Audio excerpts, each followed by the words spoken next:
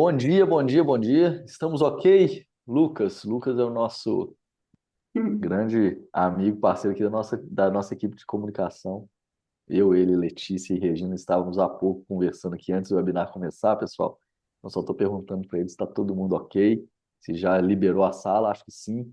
Bom dia, Letícia, tudo bem? Bom dia, Pedro. Tudo Bom bem? dia. Pessoal, temos também a Regina, que está fazendo aqui a tradução em Libras.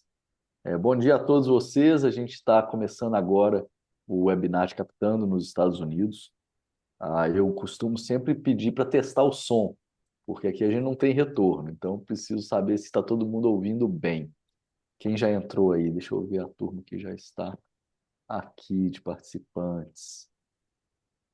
Deixa eu ver aqui. Coloquem para a gente aí, ó, o pessoal já entrando. Cristiano, o Eric, o Henrico. Pessoal, podem escrever no chat. Está todo mundo escutando bem? Me escuta aqui, escutam a Letícia também. Letícia deu um oi aí, Escutando, fala tudo um oi aí. certo. Eu te escuto, Letícia. Beleza, também. Turma, pode escrever aí no chat, tá? Tem um chat nosso aí para vocês escreverem e tem o Q&A, tá? Então pode escrever aí, ó, o Q&A, pessoal. Estamos bem, chat desabilitado. O chat. Lucas, é importante. O Rodrigo está colocando que o chat está desabilitado, tá? Então só para coloca lá para o pessoal dar um oi. Pedro, só fazer um disclaimer aqui.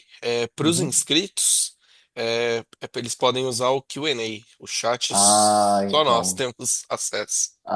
Então joia aí, pessoal. Então tá, o Lucas já esclareceu aqui que é para escrever no Q&A, ok? Rodrigo, obrigado.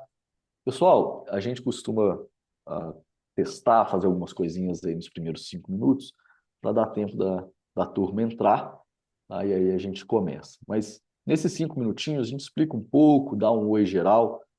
Hoje a gente vai falar sobre como gestores brasileiros podem estabelecer seus fundos nos Estados Unidos. É algo que a gente, na Drummond, já faz há algum tempo, a estruturação desses fundos, e recentemente temos visto cada vez mais essa demanda por fundos, né, gestores brasileiros, estabelecendo os fundos e captando de investidores nos Estados Unidos. A gente recebeu muita pergunta prévia, interessantíssimas, sobre como captar, como empresas, né, startups captam as melhores práticas, o que fazer e etc. E a gente tem muito material sobre isso. Eu e a Letícia estamos em vários webinars aí no YouTube da Drummond, tá, sobre isso. A gente fala de flip, a gente fala das melhores práticas, a gente explora as questões de cap table e etc. Mas hoje não é para esse foco. Hoje o foco é nos fundos de investimentos, venture capital, private equity, que estabelecem veículos nos Estados Unidos, captam de chamados LPs, né, os limited partners, e a gente vai mostrar que nem todo mundo é limited partner, existem diversas estruturas possíveis nessa captação. Aí o foco hoje vai ser nesse público e nessa estrutura, tá? Também vamos focar muito na parte societária, nem tanto no tax. A Drummond tem uma área tributária específica de especialistas. Essas duas áreas se conversam muito, né? Como estruturar o veículo e dar um tratamento tributário eficiente, mas também não vamos aprofundar nisso, nós vamos aprofundar na parte societária e regulatória, tá? Em como essa estrutura pode ser feita dentro da regulamentação da SEC, Securities and Exchange Commission, como manter isso isento de registro, vamos falar muito sobre isso, e apresentar as melhores práticas, tá bom? Eu estou com a Letícia Maris. Letícia Maris é nossa sócia, advogada licenciada nos Estados Unidos e no Brasil. Lidera a nossa parte de direito societário aqui, o Corporate Law, e está quase que diariamente tratando disso aqui com clientes, né, Letícia? Então, Letícia, dá um oi para a turma, fala um pouco dessa tendência, e aí eu vou começar com os primeiros slides apresentando a Drummond daqui a um minutinho para o pessoal entrar. Combinado. Bom dia a todos. Como o Pedro falou, a gente achou válido fazer esse webinar, porque a gente tem sentido, né, um crescimento aqui na tendência de estabelecer veículos ou fundos, né? A gente vai explicar assim essa nomenclatura fundos para fins US, né, que não é bem fundos, é pool vehicles, né? São veículos de um ou mais de investidores, né, para captação. Aí a gente achou válido trazer aqui alguns conceitos e conhecimento geral aqui para vocês. Boa, boa. Então, bora lá, pessoal. Já temos 5 minutinhos aí, já deu tempo da turma entrar, já temos bastante gente. Vamos lá, o tema capitão nos Estados Unidos. Vamos falar um pouquinho da Drummond, tá? Muitos de vocês já nos conhecem, mas a gente sempre gosta aí de conhecer pessoas novas e explicar um pouquinho de nós. Nós somos aí especializados, né, em transações entre Estados Unidos e os demais países, notadamente Brasil, mas hoje a gente tem clientes em diversas localidades, UK, Austrália, Portugal, Argentina e por aí vai, sempre assessorando o inbound US, né? Empresas investindo nos Estados Unidos, gestores captando nos Estados Unidos, startups que se estabelecem nos Estados Unidos e acessam o mercado de captação nos Estados Unidos, startups fazendo Series A, Series B, por aí vai. Nossa equipe conta com advogados e contadores certificados nos dois países. Eu e a Letícia, especificamente, somos advogados e lideramos essa frente aqui, ó, de legal. Temos 4 grandes áreas: contábil, tributário, jurídico e advisory. Eu e a Letícia, especificamente, sentamos nessa cadeira de jurídico. Somos advogados licenciados no Brasil e nos Estados Unidos. E aí lideramos essa área aqui. 15 anos de experiência, mais de 13 mil clientes atendidos. Hoje somos mais de 320 colaboradores espalhados aí por várias localidades do Brasil e Estados Unidos, né? Estados Unidos a gente tem escritórios físicos em Boston, Miami, Orlando, Brasil, São Paulo e Belo Horizonte. Então a gente consegue atender vocês aí, tanto remoto, obviamente, como é muito normal hoje em dia, mas também encontrar com vocês aí pessoalmente, tá? Muita gente deve estar em São Paulo, né? Tem São Paulo e Rio, principalmente, tem uma indústria aí de gestores e de fundos, de wealth management muito forte. Então a gente consegue encontrar vocês aí também no nosso escritório físico de São Paulo. Bom, dito isso, vamos começar? Letícia, a Começar. regulamentação americana de mercado de capitais, tá, gente? Chamada Securities Regulation.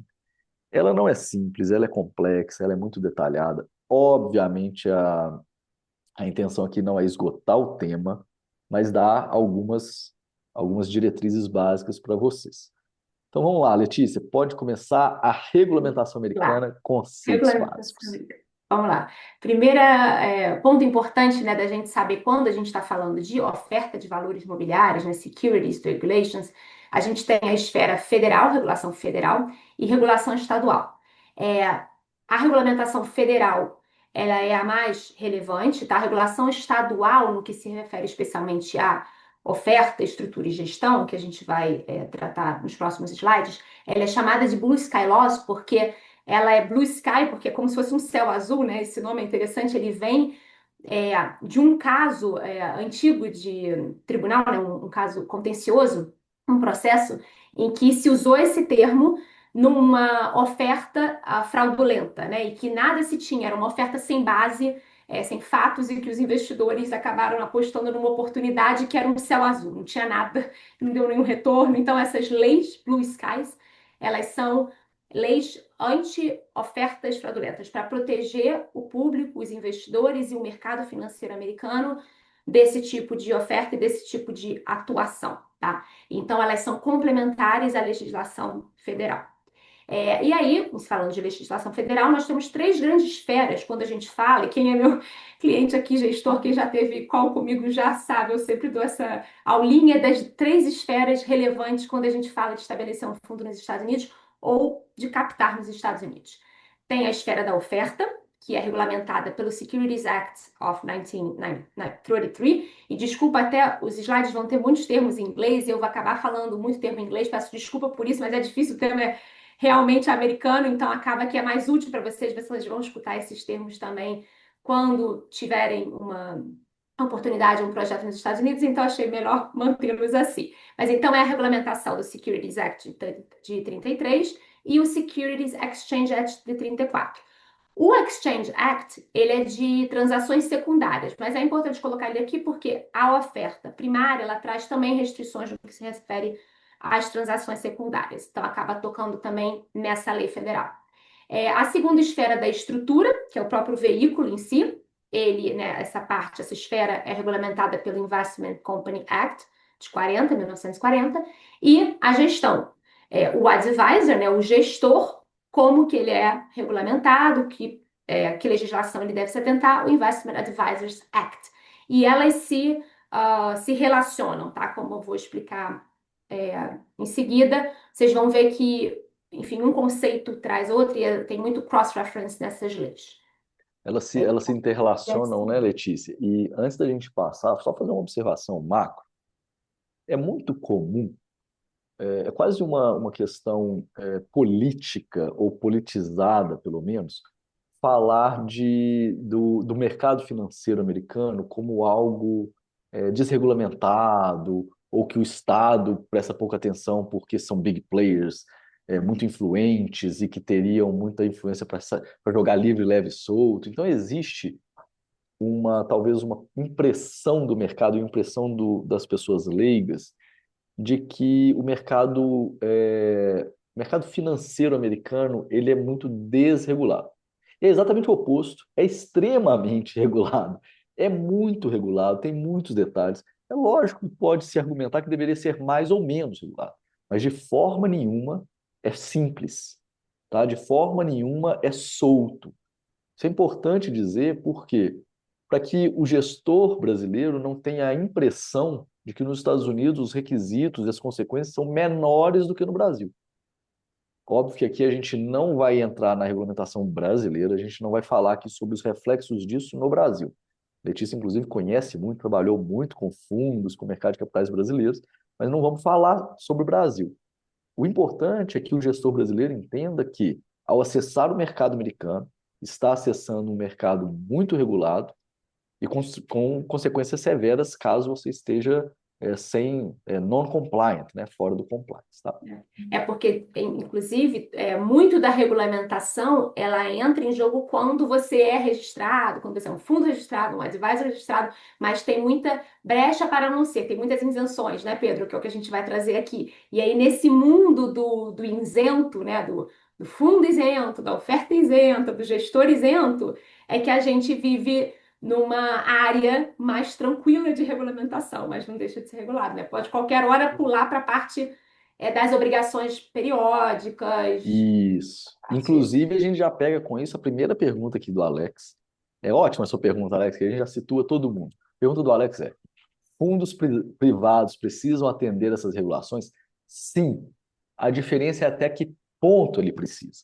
Tá, Alex? Então, você está no lugar certo. Se você é o gestor de um fundo privado, você precisa sim conhecer essas regulamentações. A gente vai falar exatamente disso, como que o fundo privado se relaciona e até que ponto ele precisa seguir essas regras e como que ele se mantém não registrado. A gente vai falar muito disso aqui para frente. Vamos lá, Letícia. Então, vamos seguir aqui para a primeira parte, né, para a primeira esfera da oferta, tá? Então, como regra geral, a oferta, como default, ela precisa ser registrada, porém, o ente privado, né, então cabe a nós aqui, vou estruturar uma oferta, cabe eu encontrar uma isenção para que ela não seja registrada. E aí as isenções mais comuns são a da seção 3 do Securities Act, que são securities que são isentas de registro, tá? Por exemplo, securities emitidas pelo governo americano, por NGOs, reorganizações, enfim, essa a gente acaba não trabalhando muito com elas, mas queremos trazer aqui porque ela também é comum e existe. E a do Section 4, que é com que a gente mais trabalha aqui no Drummond, que são as transações isentas, tá? Sendo a mais comum delas as feitas por ofertas privadas, que são os private placements. Pode ser que muitos vocês já tenham ouvido, né, no Private Placement Memorandum. Então, são ofertas privadas, tá? Feitas pelo Regulation D, que é o mais popular das regulamentações, né, utilizadas pelos fundos. E não só por fundos, tá? Até vou dar, desculpa, Pedro, eu vou fazer uma brecha aqui. Até quando a gente estava ali, eu estou falando de captação por veículos de investimento. A gente está falando hoje aqui de captação por fundos ou veículos de investimento. Porém, empresas captando também são regidas, ou seja, qualquer oferta de valores mobiliários, seja de fundos, seja de empresas operacionais, podem seguir o Regulation D, tá? De uma oferta isenta. E aí o Regulation D a gente vai ver no próximo slide o que se trata, ou o Regulation S. Aí pode passar, Pedro, esses são os... Letícia, ótima essa distinção, porque, pessoal, lembrem o seguinte: quando uma empresa, tá, uma startup, vai a mercado captar, ela oferta suas ações. Logo, ela atrai a regulamentação de oferta de um security, porque as ações são um valor mobiliário. Quando um fundo vai a mercado, ele oferta suas cotas, tá? Entre aspas aqui. E ao ofertar essas cotas, ele atrai a regulamentação de oferta, ok? Então, a regulamentação é a mesma para os dois entes. Existem outros desdobramentos. Por exemplo, a empresa que captou, ela não vai estar sujeita, por exemplo, ao Investment Act. Por quê? Porque ela não é investidora depois, tá? O gestor é. Por isso que a gente volta naquela esfera, esfera da oferta, esfera da estrutura e esfera da gestão. A startup não vai ter essa esfera da gestão, mas você, gestor de fundo, vai ter essa esfera da gestão. Vamos seguir, Letícia. Exatamente. Então, Regulation D e Regulation S. Então, Regulation D. Regulation D, então, um set, né, um conjunto de regras. Vou aqui, tem o 504, que é menos utilizado porque tem teto de valor que pode ser captado. Com o que a gente mais trabalha é o 506C, onde a entidade, né, o veículo pode captar um valor sem teto, qualquer montante de captação. Porém, todos os seus investidores precisam ser accredited, tá? Ou a gente pode seguir pelo 506B. Por essa regra, também não tem limite de investimento, porém, você tem o limite de. Você pode ter até 35 non-accredited investors, tá? Porém, eles precisam ser sofisticados. Sofisticado é algo que os fatos, né, vão demonstrar, o gestor, o sponsor do fundo, quem está criando esse veículo, precisa ter acesso a fatos que possam te dar esse conforto de que os investidores são sofisticados, assim como o accredited, tá? Que a gente precisa fazer. Eu não vou entrar. A legislação aqui, quando eu falo que não é complexa, é bastante complexa, a gente precisa, enfim, eu não vou entrar aqui nos detalhes desses dois, que seria muito, enfim, muito profundo, mas no B e no C, a gente trata esse controle da qualificação do investidor de forma diferente. Mas é importante vocês saberem aqui o que seria um accredited investor, né? Como na CVM a gente tem um investidor qualificado, nos Estados Unidos a gente usa o termo accredited investors.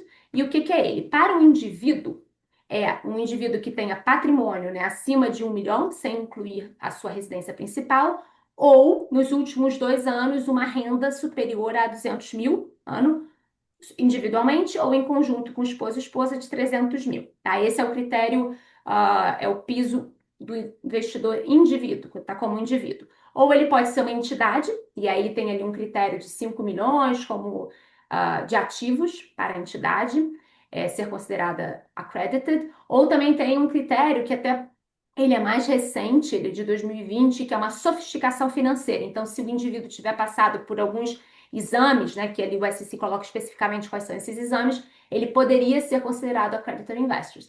E isso, gente, pode ser que a qualquer momento a gente tenha mudança, que o SEC está com um grupo lá de trabalho trabalhando muito em amplificar esse conceito de accredited investors, tá? Desculpa, eu fico com os termos muito em inglês, às vezes eu tenho dificuldade aqui de traduzir o assunto.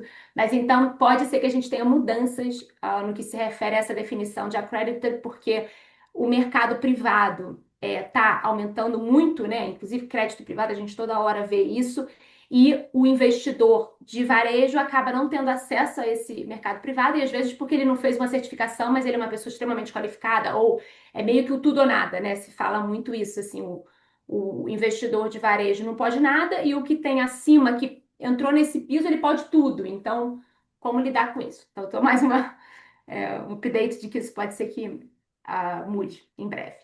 E para você fazer um Regulation D, o ente, o issuer, quem está emitindo os valores mobiliários, não pode ter nenhum processo, aqui essa questão de bad actor é que você não pode ter um record, né, um passado de processo de violação das regras de oferta de valores mobiliários, tá? Isso serve para a entidade, assim como o seu diretor, o gestor, então tem que estar limpo, tá? Com o record limpo, com a ficha limpa para poder fazer uma oferta isenta via Reg D. A Regulation S, talvez vocês já tenham ouvido falar também, é a oferta fora dos Estados Unidos, oferta no exterior. Então ela precisa ser feita no exterior, sem esforço de venda no território americano, tá? Não pode ter esforço de venda no território americano.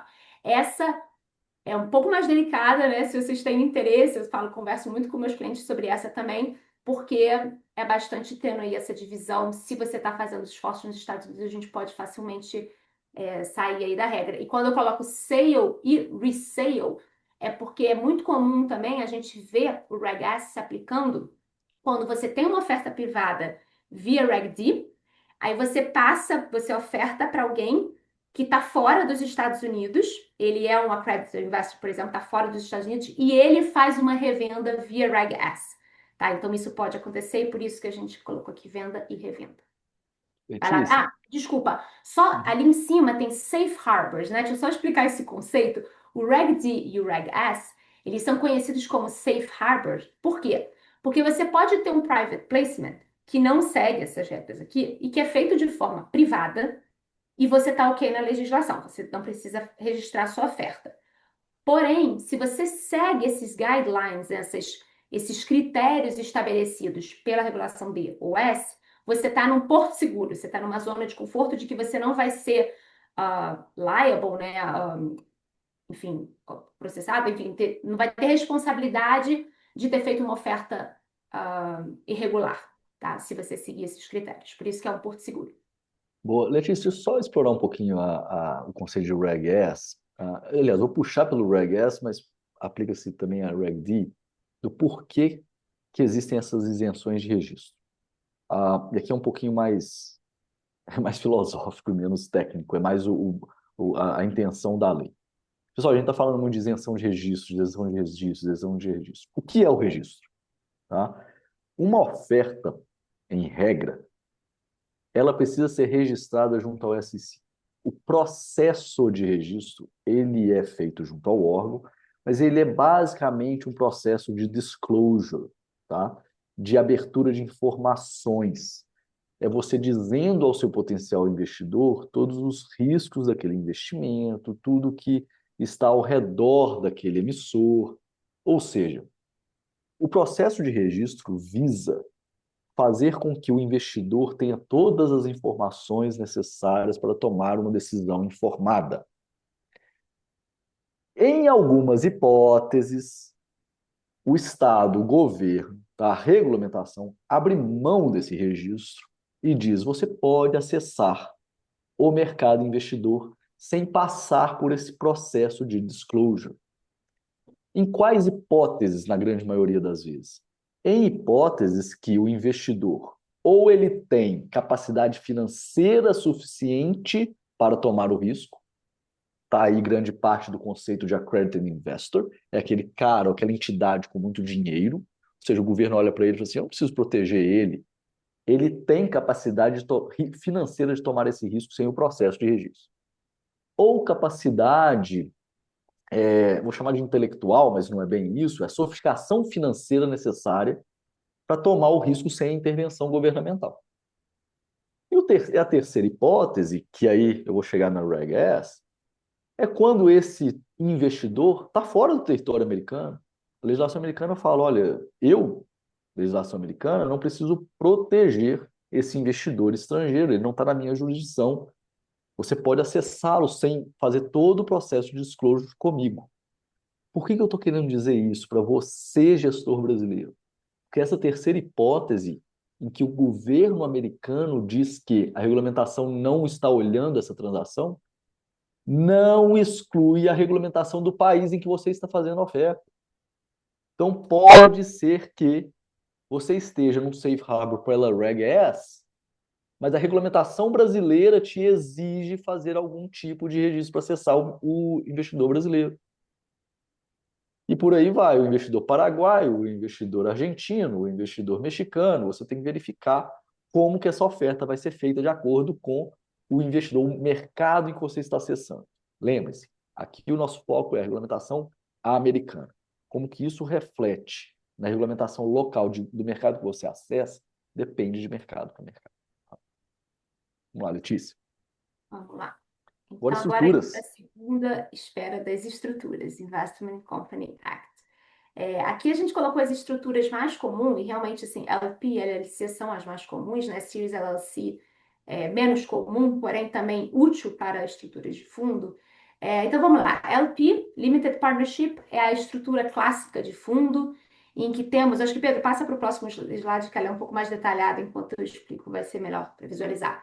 Então, a Limited Partnership, ela é a estrutura mais clássica e eu diria mais usada mesmo para fundos, porque nela a gente tem a figura do General Partner, que é um gestor, e ela se assemelha muito a um FIP mesmo brasileiro, quando a gente pensa ali num fundo que tem um gestor e tem um investidor passivo, toda a gestão é feita pelo General Partner de forma muito clara, tá? Na estrutura de Limited Partnership, essa gestão discricionária do GP, ela é muito, muito evidente na legislação societária de Limited Partnership. E o Limited Partner, ele é passivo. E por essa razão, inclusive, né, o General Partner, ele tem responsabilidade ilimitada nessa estrutura de partnership, enquanto o Limited Partner não, tem a responsabilidade limitada. Por isso que a gente vê muito nesse tipo de estrutura o General Partner sendo uma entidade, porque aí no nível da entidade do General Partner, os seus sócios ficam com a responsabilidade limitada, tá? E eu acho muito interessante, com toda a discussão que a gente teve das mudanças, né, da CVM, com a resolução 75, quando a gente se falava de responsabilidade de cotistas, me fez muito pensar nos Estados Unidos como que a gente tem a Limited Partnership e esse conceito de, poxa, eu tenho um General Partner com responsabilidade ilimitada, porque ele é um gestor que manda em tudo, né, por assim dizer. Enfim, achei interessante aqui como discussão jurídica. Então, o General Partner, ele recebe o Carried Interest, né, ali o FII de sucesso, e normalmente a gente tem ainda uma outra entidade, normalmente diversa, porque essa entidade é que acaba gerindo todos os diferentes fundos, que seria a Management Entity, que recebe o Management Fee. Normalmente o que a gente vê é o General Partner, depois que esse fundo, né, que essa estrutura de LP, ela é formada e os investimentos são desinvestidos, ela se extingue e o General Partner também. Enquanto a Management Entity é aquela gestora clássica que carrega ali o nome, a reputação da gestora e vai seguindo, managing diversos fundos, tá? O LLC, a Limited Liability Company, é uma estrutura muito usada, inclusive para empresas operacionais também. Ela também é muito vista e vem sendo cada vez mais usada por investments, né, investimentos de vários sócios e investidores.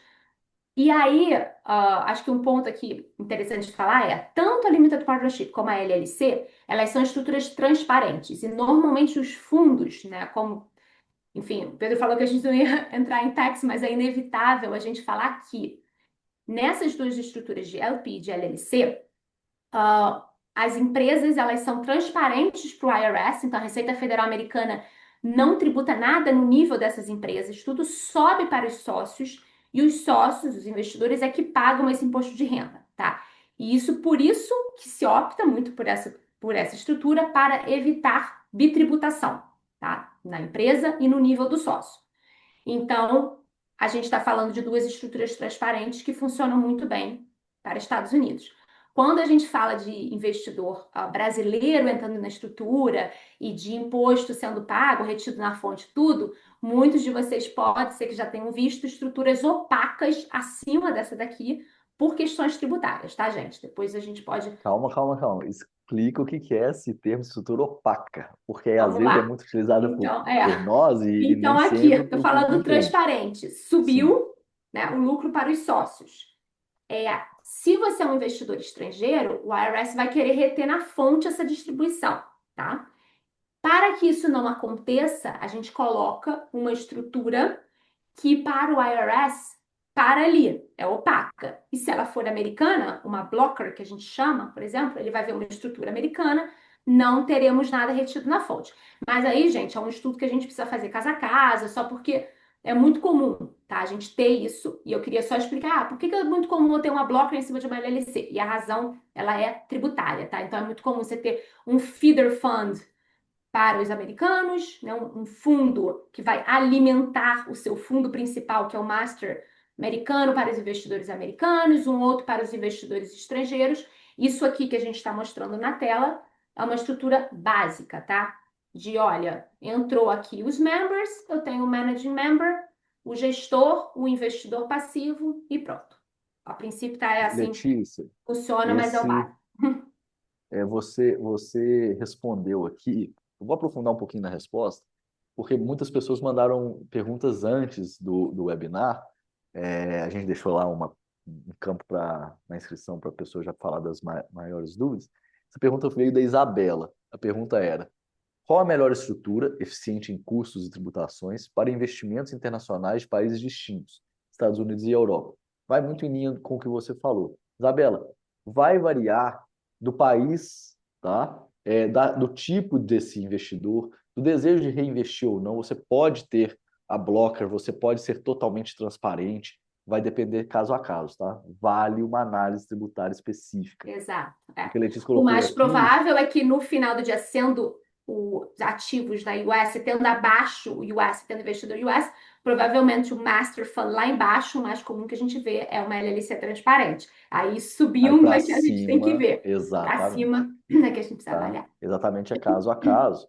E aqui, Isabela, é a gente dando conceitos gerais, né? O que que é a entidade transparente, o que que é a opaca que é tributada, e por aí vai, tá? Mas E é legal também ótimo levantar mostrar que esse a ponto. LLC e a Limited Partnership também são estruturas muito flexíveis societariamente falando. Então, por exemplo, elas permitem isso de participações desiguais, carry interest, tudo isso é muito flexível societariamente falando nessas estruturas. Por isso é raríssimo a gente não ver fundos estruturados como corp, tá? Como corporations. E aí, então, e aí, Pedro, a gente acabou não falando, né, da questão do fundo, né, do termo. Logo no início eu falei, o termo fundo, porque no Brasil a gente fala muito, fundo, fundo, fundo, fundo. E fundo a gente tem, né, no Código Civil Brasileiro lá o que é fundo, condomínio, tal, uma natureza jurídica muito específica no direito brasileiro. Uma natureza jurídica é tratado, não é sociedade anônima, não é sociedade limitada, não é sociedade de conta de participação, é fundo, né?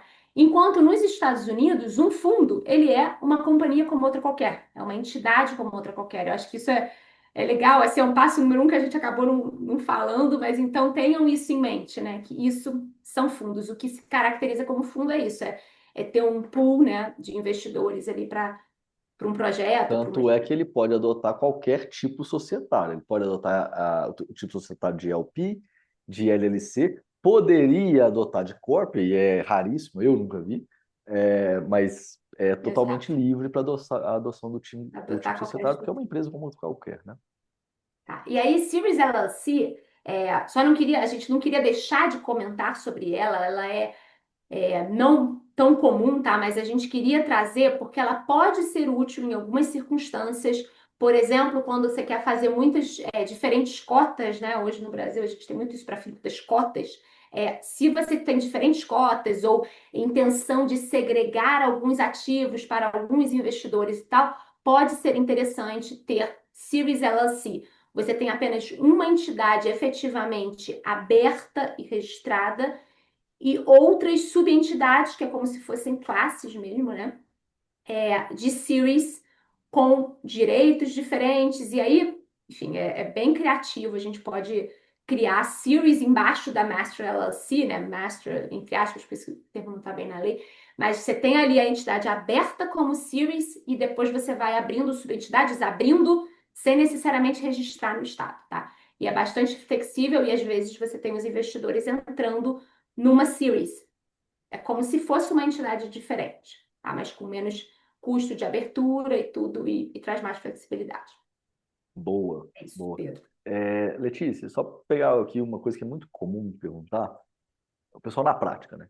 Então a pessoa pensa, Pedro, tá, mas e na prática? O que mais se escolhe? Gente, na prática o que a gente vê mesmo, as LPs, né, as LPs ali, sendo utilizadas por gestores e por fundos estruturados com valores maiores e para vários deals, tá? Então é aquele, entre aspas, fundo que de fato recebe o capital e depois faz o deployment em várias transações, etc. Até porque, e aí vai um pouco da história das LPs, a Limited Partnership, ela é tradicionalmente usada, inclusive porque ela é mais antiga, tá? As LLCs, hoje, em geral, são provavelmente, eu diria que muito provavelmente, não tem esse dado, as entidades mais abertas nos Estados Unidos. Se a gente pegasse todos os registros, as LLCs são mais utilizadas. Mas elas são mais recentes, tá? É um tipo de entidade relativamente jovem quando comparado às LPs e às Corps. As LLCs começaram a ser criadas pelos estados, salvo engano, no final da década de 70, começo da década de 80, e hoje são muito populares. E as LLCs, no contexto aqui de fundos, são muito utilizadas em operações que a gente chama aqui de deal by deal, né? Você faz uma LLC para captar um fundo para então fazer uma operação. Isso a gente vê mais recorrentemente os clientes optando por esse modelo, enquanto as LPs são para fundos estruturados em que eu tenho a management company totalmente segregada, ela existe e faz a gestão de outros veículos, isso é mais comumente utilizado. Mas nada impede de você, que está nos ouvindo, mesclar isso, porque todas as entidades são muito flexíveis, tá? São muito flexíveis. Nós conseguimos ser muito criativos na criação de LPs e LLCs, porque a legislação permite, tá? A legislação é muito aberta. Seguindo em estruturas, Letícia. Então vamos lá para a regulamentação dessas entidades. Então, na esfera do fundo em si, a gente precisa se perguntar se a entidade vai cair no conceito de investment company, tá? Pela essência do que é um fundo de um investment vehicle, ela é sim considerada um investment company.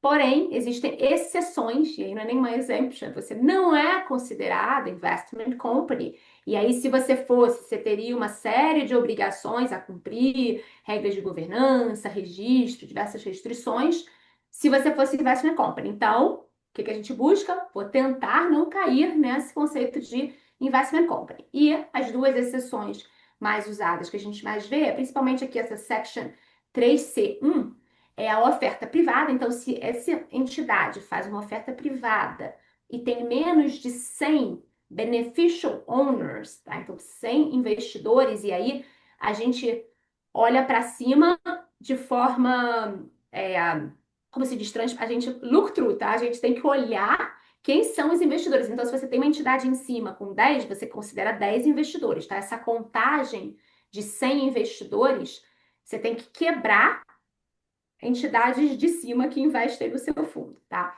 Ou 250 investidores se for um VC Fund. Depois a gente vai olhar um pouquinho desse conceito do que seria um Venture Capital Fund. Então, se você faz uma oferta privada e tem esse limite de investidores, de owners, você tá ok, você não cai dentro das regras e obrigações de investment company. Ou uma oferta privada com menos de 2 mil qualified purchases. E aí é um threshold mais alto de purchases com 5 milhões se for indivíduo, acho que 25 milhões se for entidade, enfim, um critério mais alto a ser alcançado. E aí, até a nossa primeira pergunta, private funds, fundos privados precisam se atentar a isso, que é o conceito de fundo privado. Isso é interessante, né? Para a legislação americana, o fundo privado é um issuer, ou seja, um emissor, uma entidade emissora, que seria um investment company, seria uma empresa de investimento, se não fossem por esses dois requisitos aqui da lei, essas duas características, se não fosse pela exceção do 3C1 ou da 3C7, seria uma investment company. Então, tá? Se a gente segue esses dois critérios, você é um fundo privado. Tá? Isso volta lá na primeira pergunta do Alex. Alex, agora fechou o ciclo para você? Então, private funds, tá? Exatamente isso aí. Tem que cair numa dessas duas Você vê, isso hipóteses está para no ser Advisors private fund. Act, por isso que eu disse que eles se relacionam muito, né? Porque o Advisors Act fala o que é private fund, e aí cai para o conceito do que é investment company, enfim, é tudo bem interligado. Mas vamos lá, Pedro, acho que o próximo slide ainda vai esclarecer ainda mais, né? Então, passamos a estrutura. Ok, me pergunto se sou investment company ou não. Agora, indo para a terceira esfera, também relacionada aos outros conceitos, sou um gestor sujeito a registro. Agora eu olho para o gestor e falo, eu preciso me registrar como gestor? Tá aqui o nosso título, a gente tem duas siglas muito usadas, né? Que talvez vocês conheçam, o ERA e o RIA. O ERA é um registered, não, é um exempted registered advisor. Então, você seria um advisor sujeito a registro, mas você é exempted, tá? Ou você é, de fato, um registered investment advisor. Então, aqui rapidinho um conceito, né, do que seria um advisor. Quem dá conselhos sobre valores imobiliários é recompensado por isso. A gente pode, inclusive, né, em alguns casos, até analisar esse conceito, né? Às vezes a gente com o cliente, a gente fala, puxa, deixa eu ver se você de fato está trabalhando como advisor ou não, de repente em circunstâncias onde não é recompensado, a gente poderia argumentar que não é, ou tem também, né, outros markets, outras pessoas de mercado, tipo brokers, dealers, enfim. Então, primeiro sou um advisor? E sendo um advisor, eu preciso me registrar? Então, quais são as categorias? As categorias de advisors, de gestores, são por tamanho de ativos under management, né, de asset under management. E isso é importante porque, segundo o valor que você tem under management, né, o valor dos seus assets under management, você vai ser regido, sujeito a registro no SEC, na esfera federal, ou no órgão regulador do seu estado onde você atua. Tá? E aí também, um parêntese aqui, precisamos olhar no caso a caso, que estados que te afetam. De repente, você tem uma pessoa muito relevante na sua empresa morando em um outro estado, enquanto você tem grande parte dos seus clientes no outro estado. A gente precisa olhar isso no caso a caso para ver que estados a gente precisa Olha que analisar a regulação. interessante, Letícia, aquelas três esferas de novo, pessoal, como que tudo isso se relaciona. Lá no começo a gente falou das esferas regulatórias da oferta e da gestão.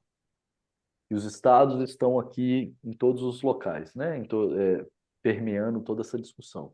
Então, vai atrair a legislação. Na oferta, vai atrair a legislação do local do investidor. Ou seja, você está acessando o investidor na Califórnia, a regulamentação da Califórnia vai ser atraída para esse caso. Mas a sua gestora está na Flórida. Você pode fazer uma oferta totalmente na Califórnia, estando na Flórida. A legislação de oferta, porque essa é a transação que toca a Califórnia, atrai, né? A oferta atrai a regulamentação da Califórnia, mas a regulamentação de gestão estadual da Flórida é que vai reger a gestão, não mais a da Califórnia, porque a gestão não está sendo feita na Califórnia. Então, pessoal, é muito importante entender as interfaces estaduais também, tá? Não só a matéria, qual é a transação sendo feita, mas também onde, como que essas matérias tocam estado por estado, lembrando que na maioria das vezes as regulamentações estaduais são suplementares, né? Elas só suplementam a federal é sempre a mais relevante. Sim. E então, o SC, ele registra e ele, como a gente pode dizer, né, ele controla os large advisors, aqueles, né, que têm under management a mais de 100 milhões, porém, o small fica no estado e o mid-size depende se o estado, isso de forma geral, tá, gente? Se o estado tem regras para controle desse advisor ou não. Se não tiver, o mid-size advisor também pode estar sujeito ao SC e registrar no SEC. E aí, então, as isenções, né? Quando que a gente tem um Exempted Registered Advisor. O Private Fund Advisor, um gestor de fundo privado e um gestor de fundo VC, ele é um ERA, se a gente seguir esses critérios aqui, tá? Ou seja, ele seria um Registered Advisor, mas ele é exempted de registro. E isso faz com que ele tenha obrigações perante o órgão estadual USC. Ele precisa fazer notices, por exemplo, ele precisa dizer, oi, eu sou um Exempted Registered Advisor, tá? Ele precisa. Já o foreigner, por isso que tem esse título, né? Já o foreigner, ele nem é exempted, ele não é um registered advisor, tá? Ele não precisa fazer nada, não precisa fazer notice. Já o private fund advisor, o VC fund, ele precisa. Então, o private fund advisor seria um gestor de fundos privados com asset under management menor que 150 milhões, tá? O VC Fund Advisor é um advisor só de fundos VC, e aí a lei traz ali o que eu trouxe o principal critério, tá? Fator de um fundo VC, que é esses investimentos em qualified investments, empresas operacionais fechadas, tá? Você tem esse limite de, de 20% de investimento em empresas que não sejam operacionais fechadas, tá? Para ser qualificado como um VC Fund. Então, se você gera esse tipo de fundo, ok, você está exempta de registro. E o Foreign Private Advisor, que é muito usado aqui pelos nossos clientes, é quando você não tem place of business no US, né? Você não tem ali de fato, operação de gestão no US, você opera fora dos Estados Unidos, toda a sua operação está fora dos Estados Unidos, e você pode até ter cliente nos Estados Unidos, mas aí você tem esse limite, né, de 15 US Advised Funds e menos de 25 milhões under management desses US Funds, tá? E aí você não pode, né, nos Estados Unidos dizer, oi, eu sou um advisor e tal, e você não se coloca como um advisor no mercado americano e atua para fundo privado. Seria isso. Letícia, Acho esse que último bullet point responde especificamente a Thaís. E eu vou ler. Desculpa. Responde o Túlio. Eu vou ler a pergunta dele, porque aí eu pego o gancho para todos os demais aí que estão escutando. aí depois a gente pode falar da Thaís também. Uhum. A pergunta do Túlio é: como estruturar fundos nos Estados Unidos para serem gerenciados a partir do Brasil? Então, Túlio, a sua hipótese é de Foreign Private Advisor, ok? Você não opera nos Estados Unidos, no place of business in the US, tem menos de 15 clientes, tem menos de 25 milhões de assets under management, ok, Túlio? O que me parece, a sua intenção é ter apenas o veículo, mas não acessar o mercado, continuar Foreign Private Advisor. Tá? Então, esse bullet point responde a sua pergunta. E aí, vou deixar você pegar da Thaís, Letícia, que Aí é a da Thaís, que fala da contagem dos seus investidores, isso. Thaís, a lei não fala que precisa ser investidores americanos, tá? Então, non-US entraria também nessa contagem, porque aí a visão é do veículo mesmo, tá? A gente Deixa eu tem ler, aqui. deixa eu ler, porque talvez as pessoas não estejam lendo a resposta. Você deu a resposta, mas Ah, não tá. lemos a pergunta. Deixa eu ler a pergunta, Thais. Uhum. Essa contagem dos 100 investidores também é vista de forma transparente se o feeder desse private fund é constituído no exterior? Exemplo, um feeder brasileiro ou de Cayman com UBOs não americanos que investem no private fund. Então, o que a Letícia colocou que a regulamentação não É. menciona, né, Letícia? Mas Uhum. bom Então, olhar. entendo que sim. Esse slide que a gente estava aqui, de RIA, responde várias perguntas aqui, pessoal, de algumas pessoas sobre certificações, né? O ELK, quais certificações são necessárias para gerir fundos americanos? Quais os requisitos regulatórios para registrar uma gestora nos Estados Unidos? E requisitos regulatórios aplicáveis aos fundos Estados Unidos? Essa também é uma pergunta do Thaís, foi feita até antes da, do webinar. Pessoal, nós estamos passando aqui as isenções para você não ser registrado, você não ser necessário ser registrado. Agora, pode ser que você precisa ser, aí você vai ser na hipótese de RIA, existem N requisitos, inclusive com certificações, etc. Não só para você se tornar, como você depois é fiscalizado, né, o compliance going forward. Tá? Formulários e tal. E aí a gente entra num mundo muito parecido com o CVM, né? Eu acho que alguém até falou assim, responsabilidade gestora, administrador, custodiante, tudo isso no mundo dos fundos e ofertas não registradas, isso fica muito aberto, né? Por isso essa sensação de que é tudo muito tranquilo, porque no mundo do não registro, a gente não tem obrigação de ter administrador, custodiante, é tudo bastante aberto. Então, e aí Isso vocês torna, veem como tudo é inclusive, a muito ligado, operação. né? Valor, número de investidores, então tudo isso deve, na cabeça, né, de vocês, assim, quando a gente estiver estruturando, saber, peraí, número de investidor é relevante, valor é relevante. Então, isso, né, saber que quanto mais complexo, maior for ficando, mais a gente se aproxima de um mundo mais regulado, né? O que é bastante pragmático e útil, a meu ver, assim, acho que é muito bem feita a legislação nesse sentido. E isso torna a legislação americana, quando você não registrado, mais barato a manutenção dessa estrutura do que em muitas jurisdições offshore, né? A Exato. gente trabalha com parceiros em Cayman, em BVI, para estruturação de fundos nessas jurisdições também, tá, pessoal? Então, quem está nos escutando e prefere utilizar algumas estruturas offshore, principalmente Cayman, e BVI, a gente trabalha com parceiros externos para fazer isso, a gente coordena tudo, Mas o que a gente vê é que o compliance, quer dizer, a manutenção dessas entidades nessas jurisdições, ela é mais cara quando comparada à manutenção de uma entidade isenta de registro nos Estados Unidos. Exatamente por isso, por essa não necessidade de vários entes e várias políticas e várias práticas que os Estados Unidos não exigem, tá? Uhum. Pessoal, deixa eu passar aqui. Ah, joia. Então, a gente está terminando o conteúdo técnico, tá? Muito das perguntas a gente respondeu aqui. Tem uma ainda mais, algumas mais genéricas que eu vou pensar aqui. E, por favor, podem mandar, inclusive, perguntas adicionais. Eu estou lendo algumas que foram enviadas, mas podem mandar agora. Agora é o momento mesmo. Mas antes de passar para as perguntas, convidar vocês aí, ó, para um evento, tá? A gente aqui, obviamente, passou alguns pontos macro. A ideia é dar uma visão geral para vocês, os conceitos básicos. Mas nós estamos lançando um guia muito mais profundo, que é esse guia que está na tela aí, ó, Fundraising in the United States, ok? Esse guia tem lá suas 40 e tantas páginas, né, Letícia? 50 páginas, Letícia O Johanna jurídico também tem o interno que nosso vai ler. time.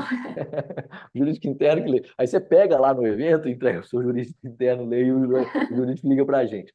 Mas fora a brincadeira, pessoal, é um guia muito mais profundo, de suas 40 e tantas páginas, que explica muito desses conceitos, traz a regulamentação e etc. Ele foi feito para dar mais conteúdo para vocês. E nós vamos lançar ele presencialmente em São Paulo no dia 9 de dezembro. Tá? Então é uma oportunidade para nos encontrarmos, batermos um papo, tomar um bom vinho lá, ali em São Paulo, na terça-feira, 9 de dezembro, às 5 horas da tarde. Podem se inscrever aí pelo QR Code e a gente se vê lá. Lá vamos dar uma palestra a respeito, vamos conversar e vamos trocar um cartão lá e se conhecer, tá bom? Vamos para algumas perguntas, Letícia, enquanto deixo aí, deixar 2 minutinhos para o pessoal se inscrever. Uhum. Tem uma pergunta que é bem ampla, mas eu quero pegar e dá para a gente conversar bastante, que é da Amanda.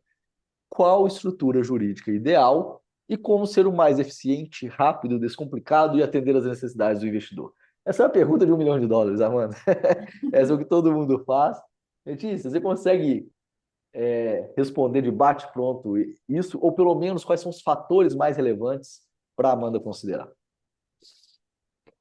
Eu entendo que a LLC, né, como a gente disse inicialmente, ela é uma estrutura simples, então ela costuma funcionar, ela enfim, é transparente, então ela, né, permite que não tenha dupla tributação nos Estados Unidos, mas enfim, eu acho que além disso não tem muito o que a gente dizer, né, porque a gente falou de custo, Pedro, repete para mim, gente, simples, eficiente. Mais eficiente, rápido, descomplicado. Pode colocar o custo, acho que entra aí É, no descomplicado para ela e atender às é. necessidades do investidor. Aí depende muito da localização desse investidor, né? O que pode funcionar para o Isso, residente americano pode não funcionar para o isso. residente brasileiro. Eu acho que eu E, então, pegaria. depende muito. Eu acho que eu pegaria. Amanda, eu começaria a responder sua pergunta pelo final. Porque você fala e atender às necessidades do investidor.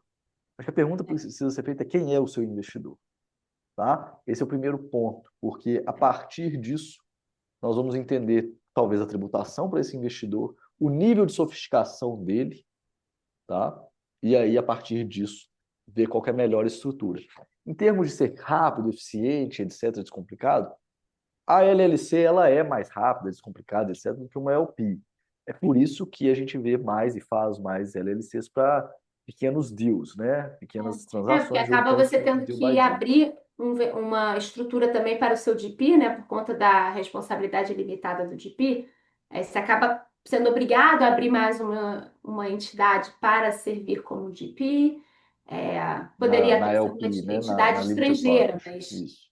poderia, mas, né, enfim, acho que complica, um pouquinho mais complicada, mas acho que a LLC seria, mas é isso, tá, gente? Não deixem de analisar também a legislação brasileira, né? Como o Pedro falou aqui, a gente focou em US, mas tem que olhar a legislação brasileira também nessas três esferas, né? Do fundo, do seu FIP, ou seja, outro fundo que você tenha, da sua oferta, toma muito cuidado para não fazer oferta pública, que sua oferta seja privada nos olhos da CVM, que você, como gestor brasileiro, atuante no mercado brasileiro, atente-se para as suas obrigações como gestor perante a CVM, enfim, não também Boa. deixar de se atentar para isso. Tem mais uma pergunta assim ampla do Alex, eu vou pegar, mas deixa eu passar aqui e deixar na tela os nossos contatos. Pessoal, tanto eu como a Letícia somos muito acessíveis. Podem enviar perguntas para a gente. Naturalmente, vocês têm perguntas específicas do fundo de vocês, da estrutura que vocês querem montar, da estratégia. Então, fiquem à vontade. Podem mandar mensagens aí no e-mail. Podem adicionar a gente no LinkedIn. Na tela está o meu LinkedIn com o QR Code. Vocês me acham no LinkedIn aí, somos muito ativos lá. Aqui da Letícia também, tá o e-mail dela ali, lmaris@drummondadvisors.com. Podem nos acessar lá. Enquanto isso, enquanto vocês tiram a foto aí, uma pergunta também bem ampla do Alex. Requisitos regulatórios e compliance com SEC para fundos privados. Alex, a resposta a isso é: o fundo privado não estará sujeito à regulamentação e registros no SEC, desde que se mantenha privado. Exato. Isso Tá? é importante, tá? Isso que o Pedro falou é muito importante, porque a gente olha aquele limite, né, de 100, por exemplo, de 250 investidores, e ele tem que se manter, tá? De fato, tem que se manter. Se você está vendo que está chegando naquele próximo, você tem que split, enfim, você tem que tomar alguma medida para se E o, manter. e o exemplo que eu gosto de dar também, às vezes as pessoas esquecem, mas o que vale em qualquer análise jurídica não é a forma, é a substância do que de fato acontece. Exemplo disso para accredited investor. A prática mais comum, e é o que a gente faz também para os nossos clientes, é você, quando estiver acessando determinado investidor, pegar um formulário, tá? Umas declarações do investidor dizendo que ele é accredited investor. Esse investidor, em determinado formulário, ele declaro ter tanto de patrimônio, declaro isso, declaro aquilo outro. O que você, Alex, está fazendo nesse momento? Você está se certificando que você validou a característica daquele investidor como accredited investor. Você está se precavendo. Agora, aí que está o que eu quero relembrar. Gente, não adianta pegar um formuláriozinho só, não. Você precisa, de fato, achar que aquela pessoa é accredited investor. O exemplo que eu sempre dou é: você pega o avião, vai lá no interior do Wisconsin, bate na porta de uma aposentada no interior do Wisconsin, vende uma cota de fundo para ela e fala: assina aqui que você é accredited investor. Isso não vale de nada. Você está comprando um Não. problema, a SEC vai atrás de você. Tá? Então, lembre-se, o que a gente está falando aqui é substância. Tá? Lembre-se de você, de fato, ofertar para accredited investor. Você tem que ter o controle de quantos investidores, olhar acima daquele veículo quantos investidores tem ali, por aí vai, tá bom? Pessoal, a gente está chegando aqui ao final, vamos dar uma horinha certinho, que era o nosso plano inicial. Estou deixando na tela também um QR Code com as nossas redes sociais. A gente está no Instagram, a gente está no YouTube, a gente está no LinkedIn, tá? Então sigam a gente em todas essas redes sociais. Essa apresentação ficará disponível no nosso YouTube dentro de 48 horas, é o tempo aí que o pessoal sobe. E lá no nosso YouTube tem N outras apresentações, N outros webinars, inclusive meu e da Letícia, com vários temas de societário muito interessantes, né, Letícia? Uhum. Sobre flip, sobre trusts. Trust, você Equity mediou um compensation. webinar. Equity compensation, que é um tema super, chama muita atenção dos brasileiros da regulamentação americana. Então, sigam a gente e, obviamente, estamos aqui sempre à disposição, tá, para atuar para vocês, para fazer, para estruturar essa estratégia de captação no exterior, tá? E aí, olha que legal. Letícia, vou ler aqui então para dar um tchau aí para a gente, e eu vou ler para fechar a nossa apresentação. Eu vou ler uma mensagem do Eric logo depois, o seu agradecimento aí. Bom, obrigada. Eu, Pedro, o Eric. Pode falar que daí eu Não, vou ler o obrigada, do gente. Eric. Foi ótimo. Bom dia, e obrigada pela participação de todos. Espero depois conversar com vocês individualmente, com quem eu já não tiver conversado. Parabéns, Letícia. Letícia que preparou esse material. A Letícia aprofunda muito nisso, trabalha aqui no dia a dia com tudo isso. E aí, para agradecer a todos vocês, eu gostei muito desse feedback aqui, ó, do Eric. Agradeço pelo conhecimento recebido, superou as minhas expectativas. Apesar de ser um assunto que tem interesse, ainda não tenho uma oportunidade ou intenção para iniciar ou aprofundar mais. De qualquer forma, venho agradecer e estarei atento para futuras parcerias ou indicações. Muito obrigado, Pedro e Letícia. Forte abraço. Que ótimo, Eric. Espero que tenha sido a sensação de todos vocês. Espero que a gente tenha agregado aí para vocês o conhecimento importante. Letícia, muito obrigado. Lucas, do nosso time de comunicação aí, na Obrigada, pessoa do Thaís. Lucas. Desculpa, que eu conheço gente aqui também. Thaís agradecendo. A Obrigada a você, Thaís aí, que é Thaís. nossa, né, nossa amiga aí de longa data, fazendo muita coisa para ela. Gente, Regina, muito obrigado. Lucas e todo o time de comunicação, muito obrigado por todo o trabalho para colocar esse webinar de pé. Parabéns. Obrigado, pessoal. Um grande abraço. Tchau, Tchau, tchau. tchau.